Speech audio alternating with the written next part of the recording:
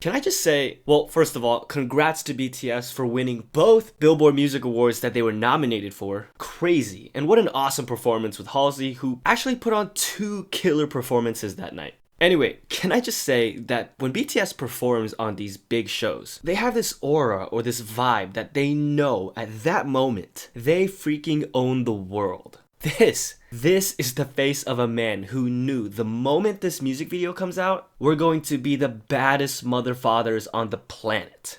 I don't know. Oh my god, I'm embarrassed. Actually, forget everything I just said.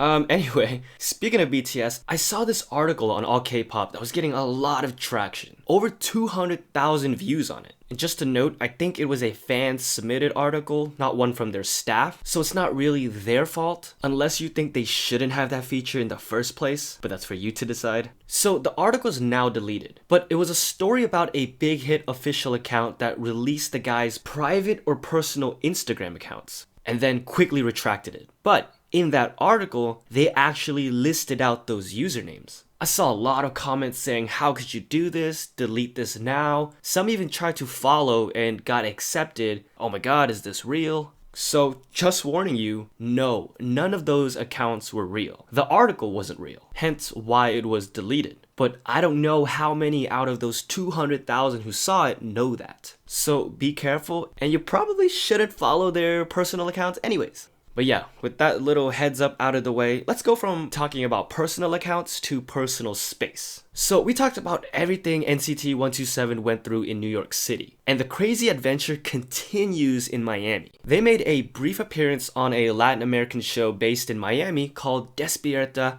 America. The host was talking to a fan and then suggested that she give Taehyung a kiss. You see her kind of shaking her head no, but the host, I wouldn't say push necessarily, but nudges her toward Taehyung anyway. Now, when you look at Taehyung's reaction, I don't think it's a reaction to the kiss. It's a reaction because there was no kiss. If you really look or zoom in from another angle, their faces never even touched. I commend this girl so much for having that much restraint and just awareness that this could make them both uncomfortable. Like, how many fans would have just taken that chance anyway? Somebody give this girl the K-pop Junkee Fan of the Month award? Even though when she gets it, she'll probably be like, who? Anyway, unsurprisingly, fans got mad at the host for putting the girl in that position and still insisting when she shook her head no. He should have known that would probably make one or both parties uncomfortable. But there's also people defending it, saying, well, that's how Latin Americans greet each other.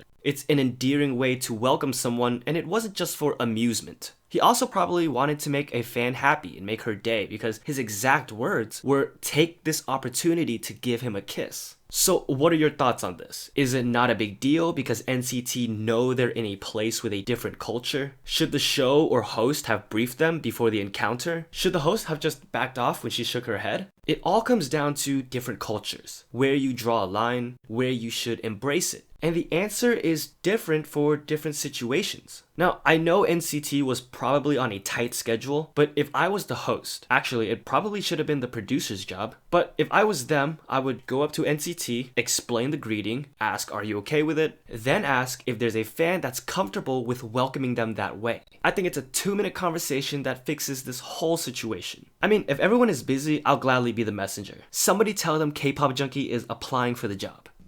Who?